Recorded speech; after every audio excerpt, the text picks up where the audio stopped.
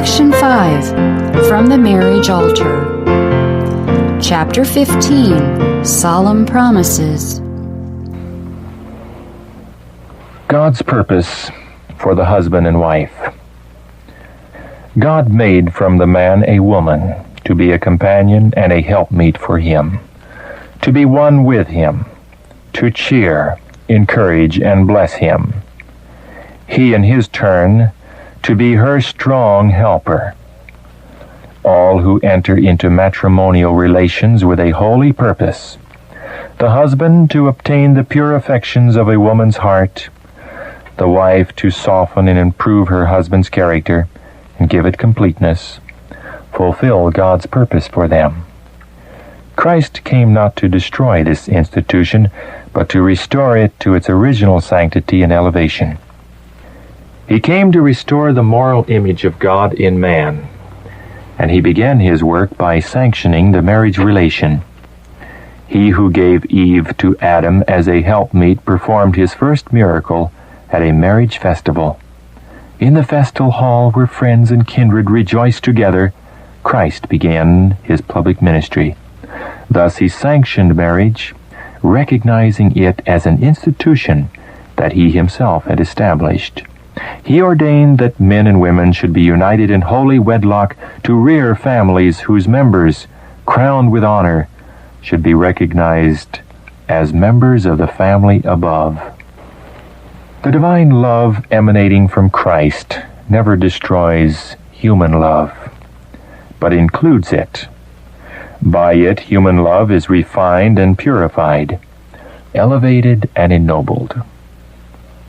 Human love can never bear its precious fruit until it is united with the divine nature and trained to grow heavenward.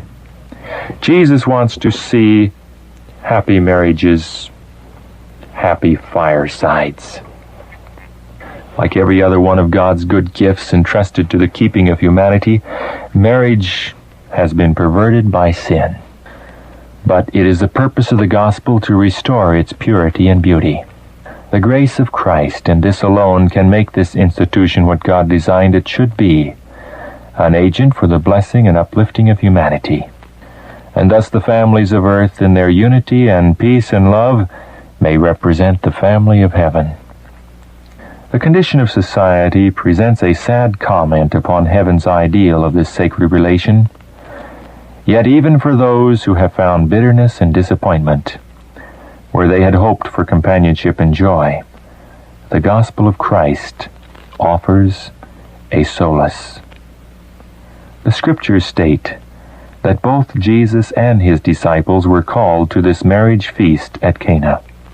Christ has given Christians no sanction to say when invited to a marriage, "We ought not to be present on so joyous an occasion." By attending this feast, Christ taught that he would have us rejoice with those who do rejoice in the observance of his statutes. He never discouraged the innocent festivities of mankind when carried on in accordance with the laws of heaven. A gathering that Christ honored by his presence, it is right that his followers should attend.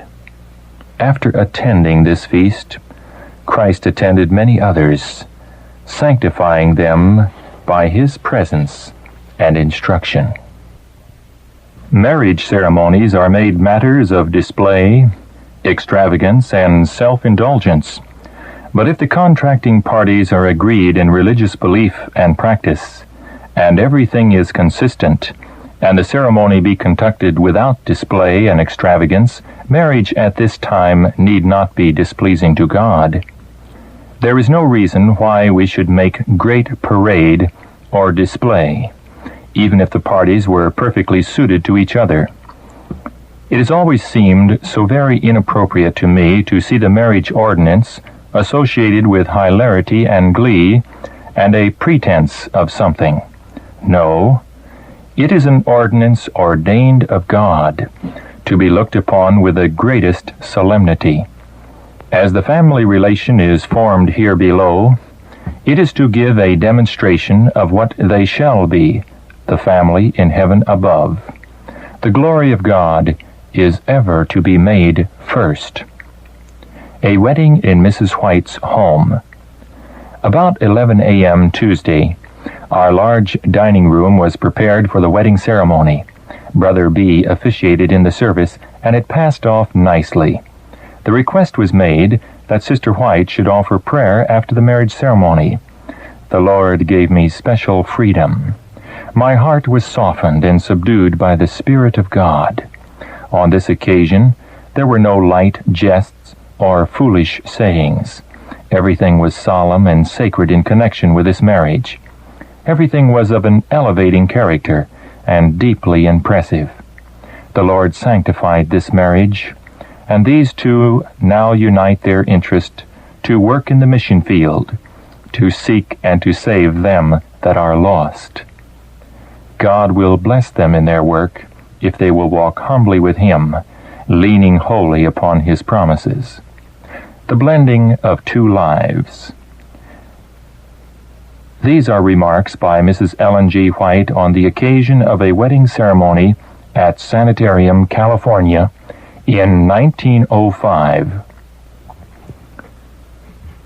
This is an important period in the history of the ones who have stood before you to unite their interest, their sympathies, their love, their labor with each other in the ministry of the saving of souls. In the marriage relation, there is a very important step taken, the blending of two lives into one. It is in accord with the will of God that man and wife should be linked together in His work, to carry it forward in a wholeness and a holiness. They can do this. The blessing of God in the home, where this union shall exist, is as the sunshine of heaven, because it is the Lord's ordained will that man and wife should be linked together in holy bonds of union under Jesus Christ, with Him to control and His Spirit to guide. God wants the home to be the happiest place on earth, the very symbol of the home in heaven. Bearing the marriage responsibilities in the home, linking their interest with Jesus Christ, leaning upon His arm and His assurance, husband and wife may share a happiness in this union that angels of God commend. Marriage does not lessen their usefulness, but strengthens it. They may make that married life a ministry to win souls to Christ, and I know whereof I speak. Because for 36 years my husband and I were united, and we went everywhere that the Lord said, "Go." In this matter, we know that we have the commendation of God in the marriage relation. Therefore, it is a solemn ordinance.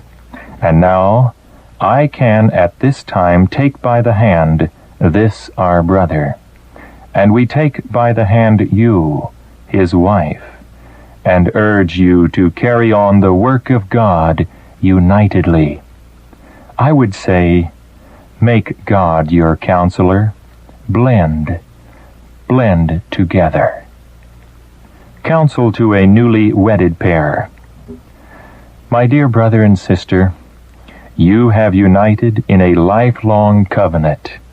Your education in married life has begun. The first year of married life is a year of experience, a year in which husband and wife learn each other's different traits of character as a child learns lessons in school.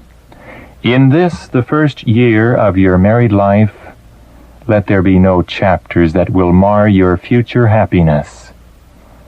My brother, your wife's time and strength and happiness are now bound up with yours. Your influence over her may be a savor of life unto life, or of death unto death. Be very careful not to spoil her life. My sister, you are now to learn your first practical lessons in regard to the responsibilities of married life. Be sure to learn these lessons faithfully day by day. Guard constantly against giving way to selfishness. In your life union, your affections are to be tributary to each other's happiness. Each is to minister to the happiness of the other. This is the will of God concerning you. But while you are to blend as one, neither of you is to lose his or her individuality in the other. God is the owner of your individuality. Of him you are to ask, what is right? What is wrong? How may I best fulfill the purpose of my creation? A pledge before heavenly witnesses.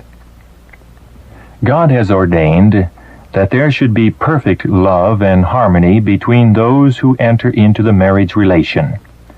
Let bride and bridegroom in the presence of the heavenly universe pledge themselves to love each other as God has ordained they should. The wife is to respect and reverence her husband, and the husband is to love and cherish his wife.